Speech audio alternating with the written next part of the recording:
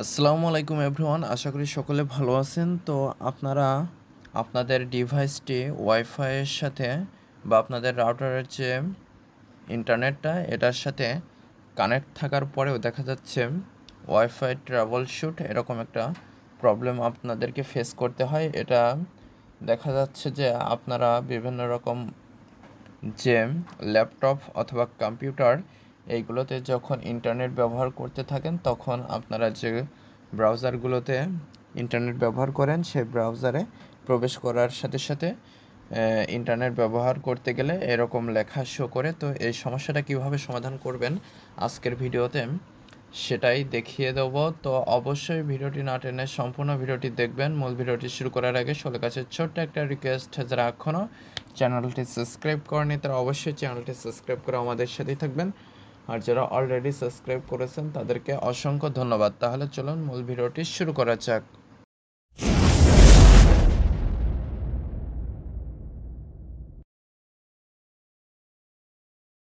তো প্রথমে আপনারা যে কোনো একটা ব্রাউজারে চলে আসবেন। আসার পরে আপনারা চেক করে নেবেন যে আপনার রাউটারের সাথে আপনার ডিভাইসটি কানেক্ট আসছে কিনা। তো আমার এখানে দেখতে পাচ্ছেন কানেক্ট রয়েছে। কানেক্ট থাকার পরে রাউটারের যে ডিফল্ট আইপি অ্যাড্রেস 192.168.1.1 এটা হচ্ছে আমার ডিফল্ট আইপি অ্যাড্রেস। আপনাদের ক্ষেত্রে 0.1ও হতে পারে। তো এটা অবশ্যই আপনারা একটু চেক করে নিয়ে আপনারা অ্যাডমিন প্যানেলে প্রবেশ করবেন। তো আমি এখানে প্রবেশ করছি। প্রবেশ করার পরে আপনাদের সামনে এরকম একটা ইন্টারফেস চলে আসবে। তো আপনারা এখানে অ্যাডভান্সডে ক্লিক করে এরকম একটা অপশন পেয়ে যাবেন। তো এখানে চলে আসবেন। আমি একটু জুম ইন করে নিলাম। এরপরে যা সিস্টেম টুলস এখানে ক্লিক করে দিলাম। তারপরে সিস্টেম রেস্টার্ট এইখানে ক্লিক করে দিলাম। তো আপনারা এখানে রেস্টার্ট করার একটা অপশন পেয়ে যাবেন। এই রেস্টার্টে ক্লিক করে আপনাদের রাউটারটি রেস্টার্ট করে নেবেন। তো রেস্টার্ট করে নেওয়ার পরে আশা করা যায় আপনাদের এই সমস্যাটা সমাধান হয়ে যাবে। যদি আপনাদের এরকম করার পরেও সমস্যাটা সমাধান না হয় তাহলে আপনারা আপনাদের রাউটারের যে পাওয়ার বাটনটা রয়েছে অথবা পাওয়ার যে প্লাগটা রয়েছে ওইটা আপনারা খুলে দেবেন রাউটার থেকে।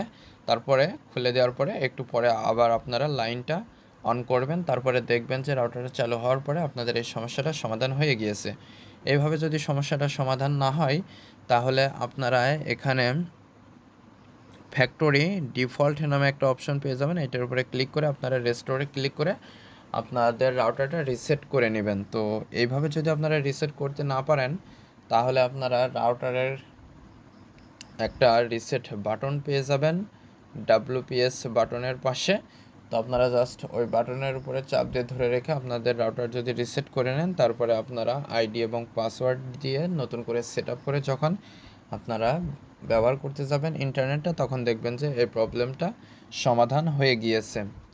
তো আশা করা যায় এই উপায়গুলোর মধ্যে যে কোনো একটা ব্যবহার করে আপনারা এই সমস্যাটা সমাধান করতে পারেন। তো আশা করি মূল বিষয়টা বুঝতে পেরেছেন। তো আজকের ভিডিওটি এ পর্যন্ত। ভিডিও সংক্রান্ত কোনো মতামত থাকলে অবশ্যই কমেন্ট করে জানাবেন। আর যারা চ্যানেলটিতে নতুন এবং যারা এখনও চ্যানেলটি সাবস্ক্রাইব করেনি তারা অবশ্যই চ্যানেলটি সাবস্ক্রাইব করে আমাদের সাথেই থাকবেন। আর যারা অলরেডি সাবস্ক্রাইব করেছেন তাদেরকে অসংখ্য ধন্যবাদ।